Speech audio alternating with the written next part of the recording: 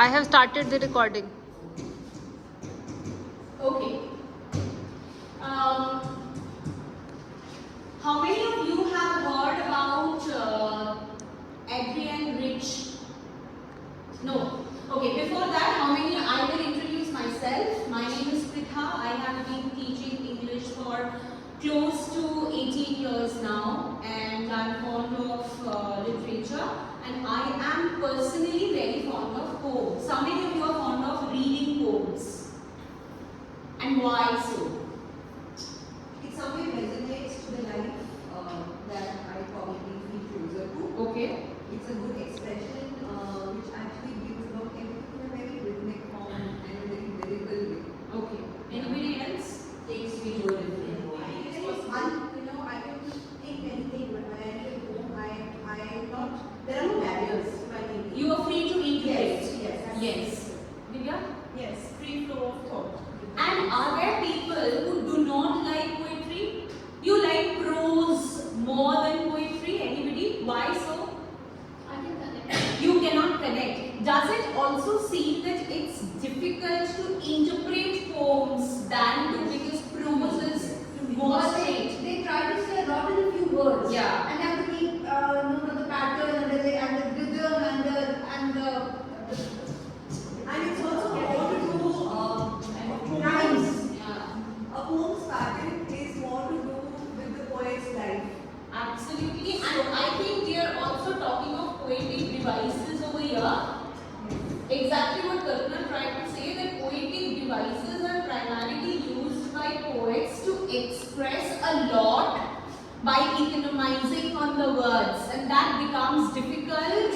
You do not know what the poet was actually thinking while they were writing, or what they actually wanted to convey while they were conveying. Anyway.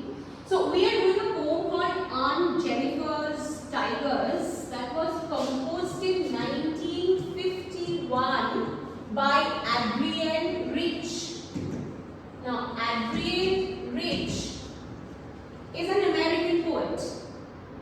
I have given you two clues. One is that she was an American poet, and I have also given you the year of composition. Can we connect the socio-political and cultural situation of America to the fact that an American woman was writing a poem about some tiger, some Aunt Jennifer who might have had some tigers? Can you tell me what do you think was the socio-political condition of America in 1951? It was more to do with a very patriarchal system. Okay. Yeah. Also, I think it was also the time when things were gearing up for the civil rights movement, and during that time, a lot of racist episodes, and so it was really a time when racism was at the peak. Yeah. Yes. And that was what. And also, this is immediately after the end of the Second World War. Recovery. So economically, they had dipped. Politically, they were still not very stable. But globally being recognized as a superpower. Okay, now globally that is very important, because what had happened during the Second World War is, with the men being gone to the frontier, the women had to take charge of being the earning member. Now once the men were back from the field, whatever numbers had come back from the field, they wanted the women to give up their jobs and to go back to within the four walls of the household. Yes, taking care of the domestic chores and the kids and the elderly as before. But women had already got the taste of taking the reins in their hands. They were trying to toggle, they were trying to, we talk about patriarchy. So patriarchy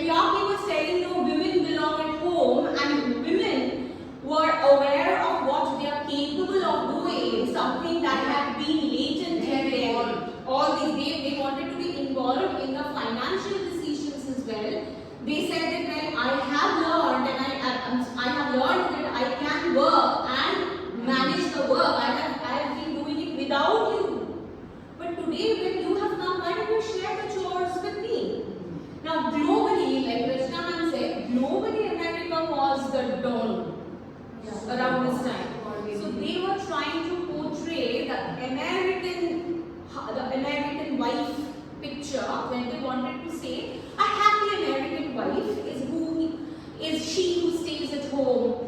The husband earns, provides for me. I am emancipated in a way that I smoke a cigarette and I wear clothes that I want to wear with a very bright lipstick and a bun. But that's not the picture of themselves that women wanted to see for themselves. This is where Adrienne Rich, an extremely feminist poet, comes to see.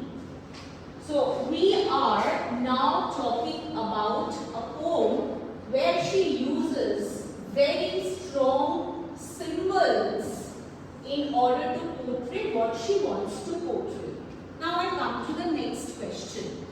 If I tell you, draw something in 5 minutes, that gives you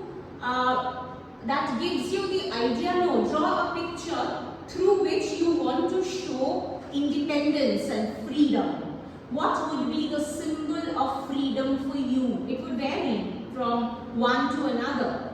If I were to give you 1 minute to think and tell me that the symbols or the ideas that come to your mind when we talk about freedom, what comes to your mind? Yes. A bird flying out of a cage. Okay. Bird flying out of cage. Anything else? Sorry? If I take it on a personal level, Yeah. I would make a clock which is broken. Because I find that too many things, I'm bound so much by time.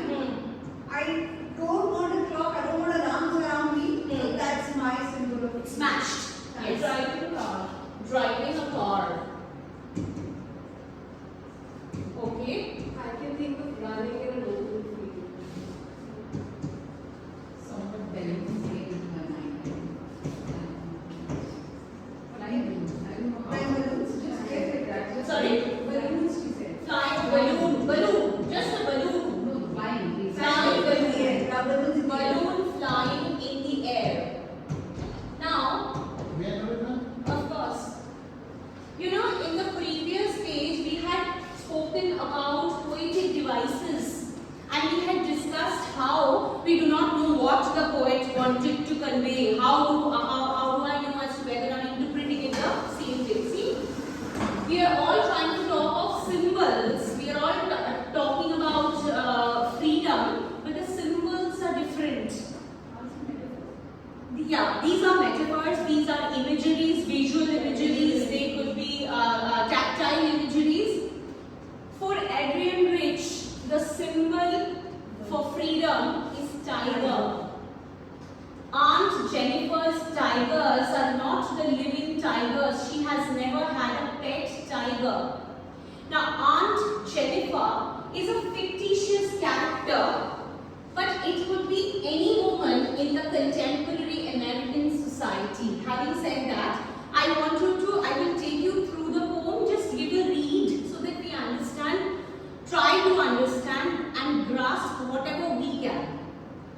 Aunt Jennifer's tigers prance across a screen, bright topaz denizens of a world of green. They do not fear the men beneath the tree. They pace in sleek, chivalric certainty. Aunt Jennifer's fingers, fluttering through her wool, find even the ivory needle hard to pull. The massive weight of Uncle's wedding band sits heavily upon Aunt Jennifer's hand. When Aunt is dead, her terrified hands will lie still ringed with ordeals she was mastered by. The tigers in the panel that she made will go on prancing, proud and unafraid. Did you understand anything out of it? Even if you have got a skeletal idea, tell me what you have understood. It's like the whole background of the poem is actually based on the way Aunt Jennifer, supposedly as a fictitious character, is bound by the weight of the marriage. She is bound by the wedlock that she's in. One little point, the expectations, expectations of a domestic life, a domesticated life, which continue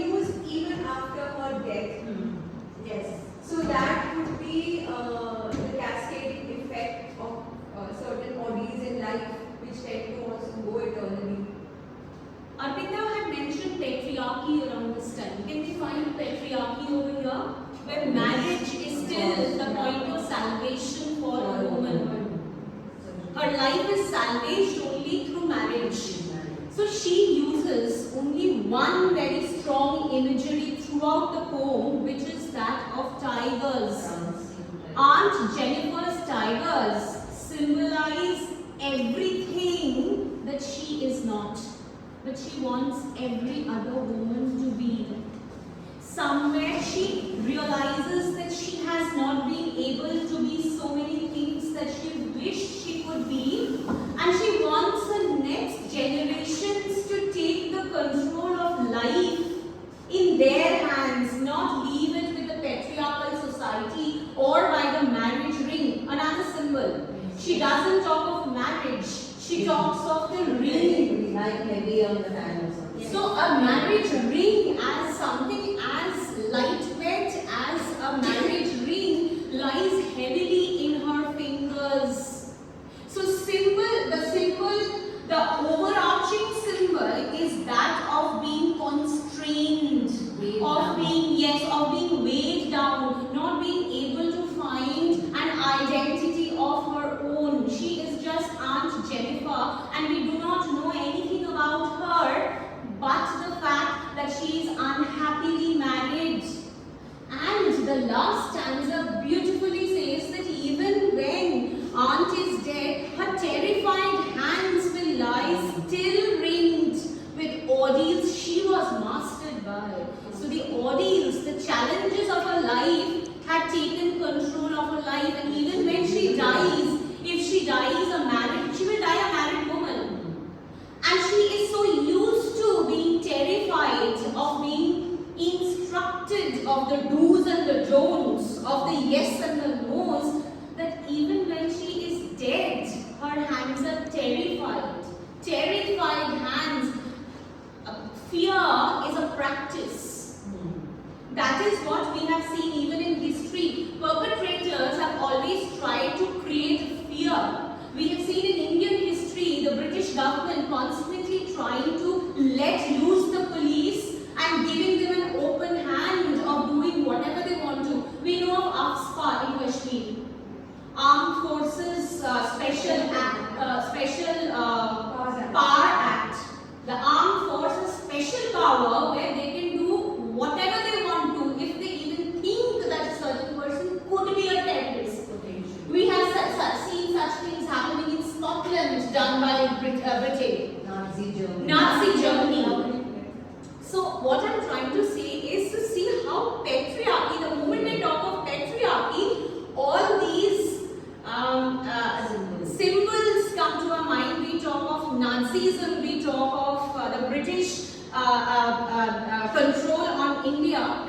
So she uses, of course, when we analyze the poem at a larger scale, we do not have time for that right now, but we see how symbols play an important role in bringing out a lot of little symbols. Simpler ideas, imageries can bring out a bigger picture, a massive idea that was created, that the poet had in her mind. That is the beauty of a poetic device. That is the beauty. The beauty of poetry lies in the fact that you say less, but you express a lot. We will leave at that over here. Thank you for being here.